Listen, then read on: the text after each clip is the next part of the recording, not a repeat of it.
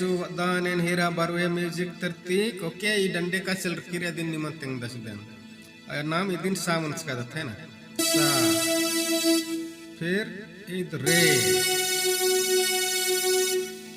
id गा मनो तो केल किन गा माकल राली दिन मुद्रा कलाई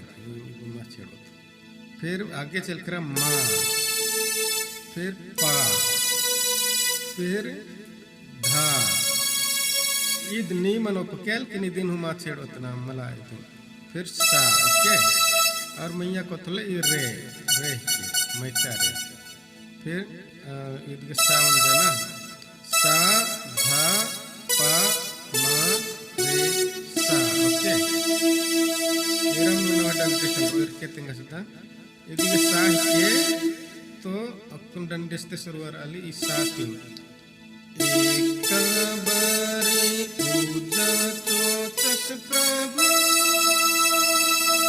ओके एक बारी पूजा चोचस प्रभु फिर खेल दिल कर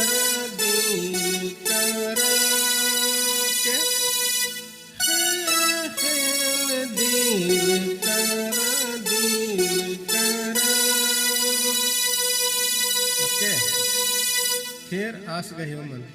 आस गहियो मन ती गोटा के खल निंदिया सौसे मेरे फंदिया आस गहियो मन ती गोटा के खल निंदिया सौसे मेरे फंदिया फिर hallelujah hallelujah hallelujah hallelujah hallelujah hallelujah hallelujah फिर आगे बढ़िए खुशिंती पाड़त रे जिंती पाड़ो सुनाया मत ओके और एक बारी पूजा चोचस प्रभु खेल दिल कर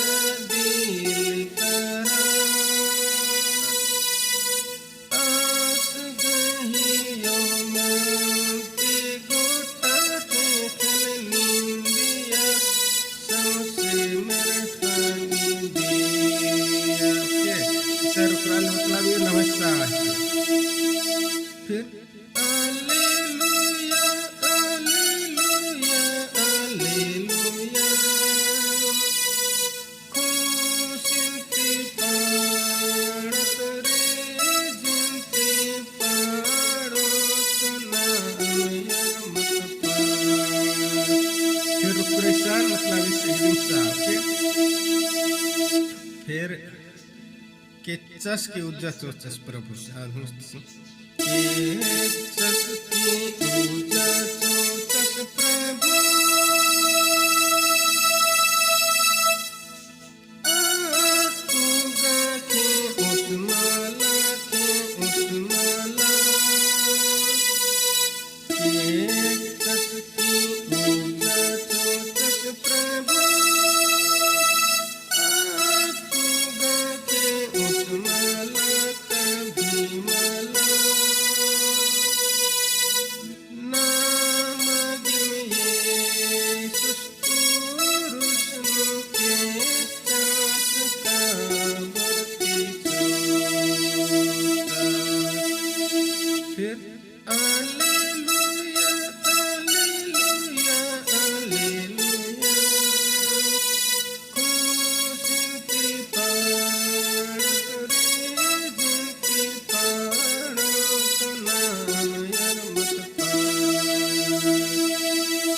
दूसरा लाइन चल रहा तीसरा लाइन चौथा लाइन जमाई रखता ओके ठीक तब जय सुबाई